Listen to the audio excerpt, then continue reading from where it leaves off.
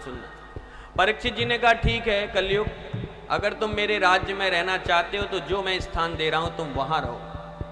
बड़े सुंदर भागवत जी में स्थान दिए कि अभ्यर्थितस्तदा तस्मै स्थानानि कलये ददौ द्यूतं पानं स्त्रिया सूना यत्र धर्मश्चतुर्विधा। चार जगह स्थान दिया कलयुग को, द्यूतम पानम स्त्रिया सूना। द्यूत, द्यूत माने जुआ, जहां पर जुआ होता हो, पत्ते खेले जाते हो, वहां पर कलयुग तुम निवास करो। पानम, जहां पर मदरालय हो, शराब खाना हो, मदरा पी जाती हो, लोग घर में, जिस घर में मदरा का पान करके आते हो, कलयुग तुम जाओ तो वहां पर निवास करो।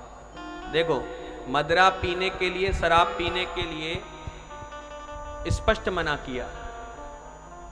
जहां मदरा पी जाती है, जो लोग मदरा का पान करते हैं, वहां पर कलयुग का वास रहता है। और जब कलयुग घर में रहेगा तो फिर कल्याण नहीं हो सकता। कुछ भी पूजा करो, कोई अनुष्ठान करो, क्योंकि कलयुग का निवास है। शराब पीने के लिए मना किया, लेकिन फिर भी लोग नहीं मानते। अरे भैया, आजकल तो बड़ी बड़ी समस्या है। पार्टी में, विवाह में, शादी में जब तक ये शराब ना हो तब तक तो पार्टी को माना ही नहीं जाता। ऐसी बात बताइए।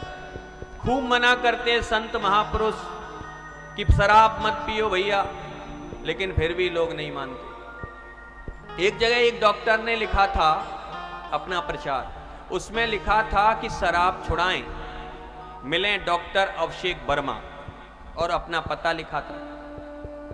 अब एक व्यक्ति ने पढ़ लिया और वो व्यक्ति सीधा अभिषेक डॉक्टर के घर आ गया। ध्यान से सुनना। घर पे आके दरवाजा खटखटाया। डॉक्टर साहब की गृहिणी ने दरवाजा खोला। बोले डॉक्टर साहब हैं क्या? बोले हाँ हैं। डॉक्टर निकल के आए। बोले हाँ भैया बताओ। बोले आप शराब छुड़ाते हैं? बोले हाँ छुड़ाते हैं। तो मेरी छुड़ाओ जल्दी से, मेरी शराब छुड़ाओ। बोले सुबह आना क्लिनिक पर, फिर हम दवाई देंगे, तुम्हारी शराब छूट जाएगी। बोले सुबह नहीं, अभी चलो, मेरे साथ चलो और अभी छुड़वाओ। बोले कहाँ लेके जा रहे हो? बोले अभी अभी जब मैं आ रहा था ना गाड़ी से, तो मेरी गाड़ी में 10 पेटी शराब की थी और वो पुलिस वालों ने पकड़ लिए, जल्दी जाकर के छुड़ाओ। बताइए, अर्थ कुछ और निकाल लेते हैं। ऐसे ऐसे लोग। एक जगह पटना में कथा कर रहे, लालगंज में, तो परम पूजनीय माता जी साध्वी किशोरी दासी जी, मेरी माँ ने जब पूछा, एक जवान बच्चा आया, उससे पूछा शराब तो नहीं पीते हो, मदरा तो नहीं पीते हो? बोला नहीं पीता तो नहीं हूं, पर कभी कभी पीता हूं तो तुलसी दल डाल के पीता हूं। अब बताइए, ऐसा ऐसा निकाल लेते हैं लोग। मना करो लेकिन मानते नहीं, पीते हैं। लेकिन एक बात बताएं, शराब कितनी भी खराब है लेकिन इसके फायदे भी हैं। हाँ, 3 फायदे, ध्यान देना, समझना और जो पीते हो उन्हें समझा देना। सबसे पहला फायदा कि शराब पीने वाले व्यक्ति को कभी कुत्ता नहीं काटता।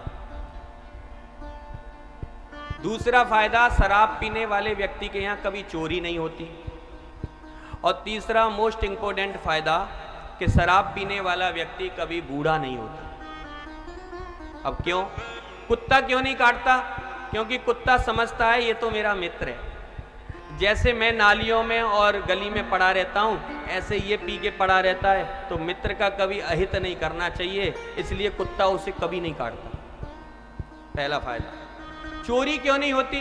बोले चोरी इसलिए नहीं होती क्योंकि चोर समझ जाते हैं कि इसके घर में अब बचा ही क्या, सारा कुछ तो इसने बहू का, अपनी पत्नी का, घर का सामान बेच बाच के ये तो पी गया, अब इसके घर में क्या करने जाएं चोरी करने, इसलिए चोरी नहीं होती। तीसरा मोस्ट इंपोर्टेंट कि वो बूढ़ा नहीं होता। बूढ़ा क्यों नहीं होता? क्योंकि जवानी में ही, शराब पीने वाला व्यक्ति जवानी में ही भगवान को प्यारा हो जाता है, बेचारा बुढ़ापा देखता ही नहीं। हाँ, तो जो पीते हो उन्हें समझा देना कि शराब पीने वाला व्यक्ति बुढ़ापे तक नहीं जाता, वो जवानी में ही भगवान के पास चला जाता है। इसलिए शराब नहीं पीनी चाहिए, शराब बहुत खराब।